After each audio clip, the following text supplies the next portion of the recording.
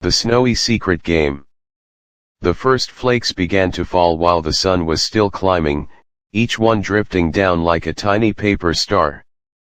By mid-morning, the yard transformed into a soft, bright blanket. The fence posts wore little caps of snow, the mailbox looked like a small, friendly mountain, and the trees wore white feathers on every branch. Inside the house, mugs steamed on the windowsill and laughter floated from the kitchen as a group of friends hurried to pull on jackets and scarves and mittens. Maya was the first to fling the back door open.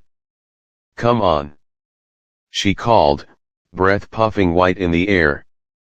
She stamped across the porch and left a trail of tiny footprints. Raja and Leela tumbled out after her, scarves still tangled around their necks. Arjun had to wrestle his wool hat into place while carrying the biggest thermos. He set it down on the grass and picked up a handful of snow to test the texture. It squeaked between his fingers like sugar. They stood for a moment, blinking in the bright quiet. Everything sounded different with snow. Footsteps were softer, voices bounced in a new way, and even the wind seemed to whisper. The friends looked at each other, cheeks flushed and eyes sparkling. "Snowball fight?" Raja shouted, his voice breaking the hush like a bell. He scooped up a fistful of ivory and lobbed it gently at Maya. It puffed apart on her scarf like a cloud.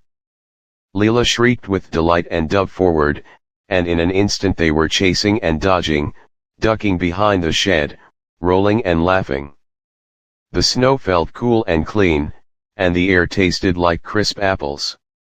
After a few rounds, breathless and grinning, Maya held up her gloved hand. "Truce," she said, and everyone sank down to sit in the snow, letting it cradle them like a soft mattress. They watched their own little clouds of steam drift up and thought about hot chocolate. "Let's build something," Leela suggested. "Not just a snowman. Something tricky."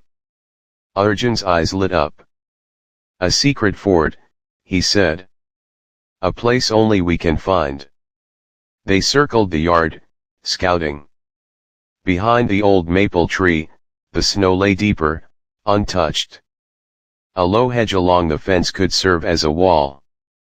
The friends gathered snow and rolled it into big, heavy balls, stacking them like building blocks.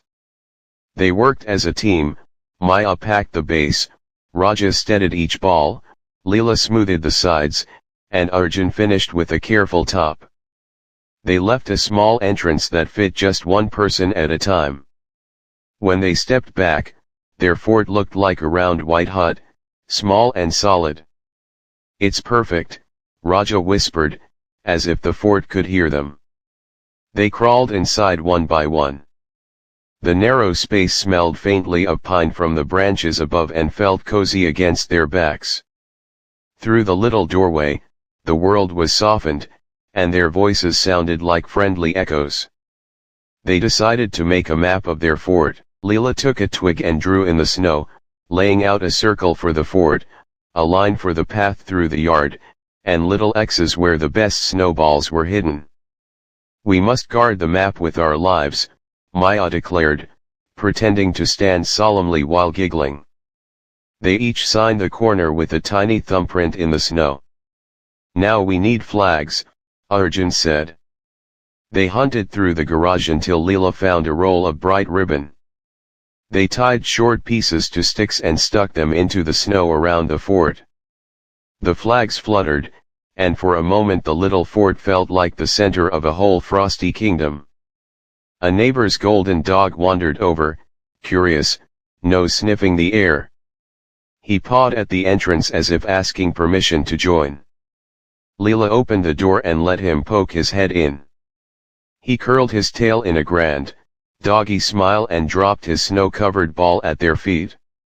The friends howled with laughter. "Looks like we've got a guard dog," Raja said, scratching behind the dog's ears. He wagged his tail like he agreed. Time passed in soft pockets. The sun climbed higher and shadows grew shorter. They played snow spies, sneaking up and hiding behind the bushes. They made snow angels that shimmered with powdered crystals. They took turns being the mountain,